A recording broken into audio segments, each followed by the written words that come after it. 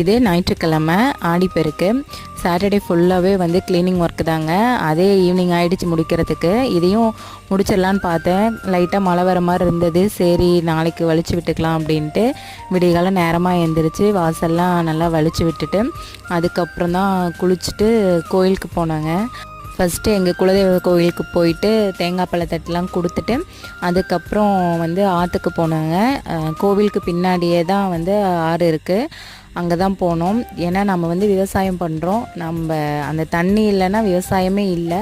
அதனால் வருஷத்தில் ஒரு டைம் இந்த மாதிரி நம்ம காவிரி தாய்க்கு நன்றி சொல்கிற விதமாக நம்ம முன்னோர்கள் ஃபாலோ பண்ணாங்க. அதையே நாமளும் இப்போ பின்பற்றி இதை செஞ்சுட்டு வரோம். அந்த மாதிரி தாங்க நாங்களும் இன்றைக்கி வந்து போயிட்டு அங்கேயே மஞ்சள் பிள்ளையார் பிடிச்சி வச்சு தேங்காய் பழம் உடைச்சிட்டு வெத்தலை பாக்கில் வந்து கற்பூரம் பொருத்தி வச்சு நீரில் விட்டுட்டு அதுக்கப்புறம் வந்து கைக்கு எல்லாம் மஞ்சள் கயிறு கட்டிட்டு கோயிலில் வந்து சாமி கும்பிட்டு வீட்டுக்கு வந்தாச்சுங்க.